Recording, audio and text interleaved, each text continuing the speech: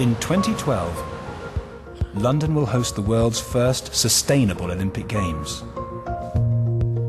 regenerating over 2 square kilometres of East London, whilst creating an urban park for the future, complete with world-class sporting facilities. The Olympic Park needed an architectural showpiece, a venue to put not just the Games, but Stratford on the map. So for the Aquatic Centre, London 2012 called on an architect who is guaranteed to deliver. Pritzker Prize winner Zaha Hadid. It was very exciting to be involved in this project because I really believe that the opportunity to really do something, let's say, unusual, which propels people to it. Zaha's design was extraordinary. A wave-inspired roof captured the flux of water in motion. Inside, a huge open space was created for swimming and diving events.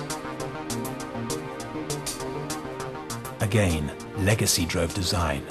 To accommodate Olympic spectators, 2 temporary stands would lightly connect to the building. But when dismantled, would leave a smaller structure for use after the Games.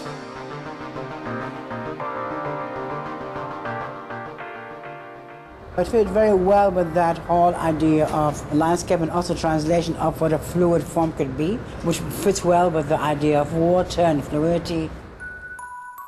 Zaha's Aquatic Centre was so exceptional, it would be located at the park's main entrance, the first venue to be experienced by visitors. But turning her awe-inspiring concept into reality was no mean feat for structural engineer Mike King. I think when you get a design like this, it's always challenging. You start looking at it as a structural engineer, thinking, how are we going to make this stand up? How are we going to make it work? Mike and his team faced a serious problem. The roof had an area of 11,000 square meters, stretching 160 meters in length and 90 meters wide. Ordinarily, if you're doing a long span structure of this sort of scale, you have supports along either side. Lots of columns would ruin the view of spectators. So Mike had to find a different way to support the roof. All 3,000 tons of it. The eventual solution that we got, it was a combination of that experimentation, trial and error, and also a little bit of dumb luck as well. Mike developed a radical slimline tripod system. At the southern end, a thin steel reinforced wall would take half the roof's load. At the opposite end, 2 lean, high-strength columns would absorb the remaining forces, channeling them into the foundations. It's such a dramatic 3-dimensional organic form, but it's only supported on these 3 key areas. So that in itself is quite extraordinary, and it's nothing that I've ever done before. Over 7 months, huge sections of roof were assembled on the ground and crane lifted onto temporary steel supports.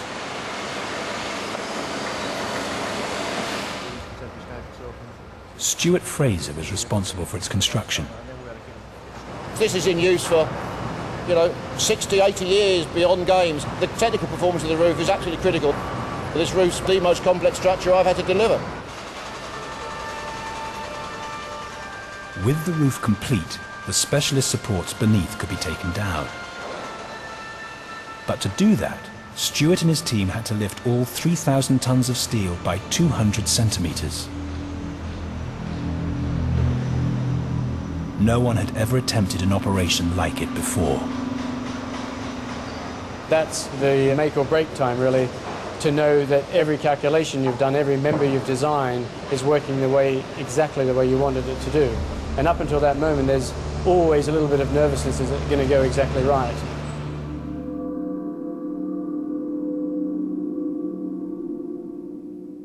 We were monitoring about 8 different points, literally recording the movement. After the first lift, I didn't think it had lifted off, which would indicate if it hadn't that there was a problem, so I was quite worried. Fortunately for the design and the schedule, Stuart had good news for Mike.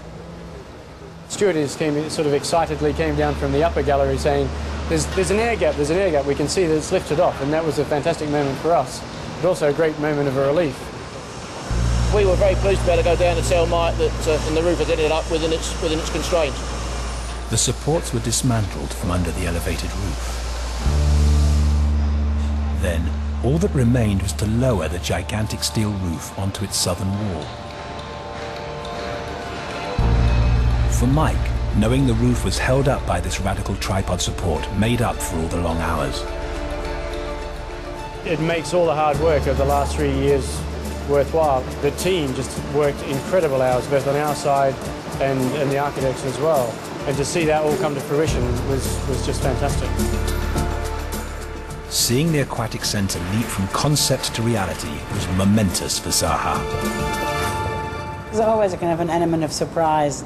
No matter how many drawings you do, there's something about the scale of the project on the site which makes it very different. Well, I think this project has been a classic example of what's so great about London.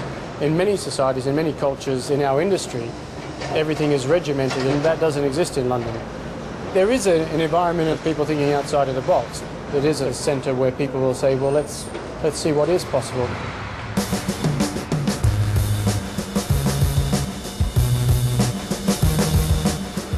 By October 2009, the Olympic Park stadiums were on target for completion ahead of schedule. The basketball arena was emerging fast, one of the largest temporary structures ever built for the Olympic Games.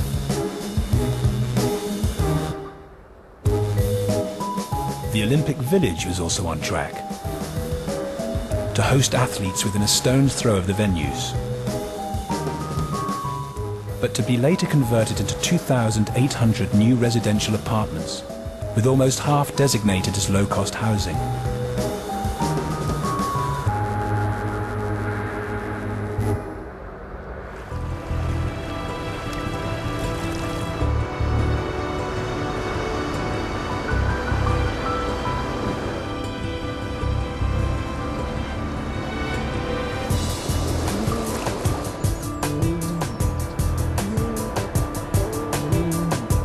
To the south of the site, a network of 200-year-old canals were playing their part to cut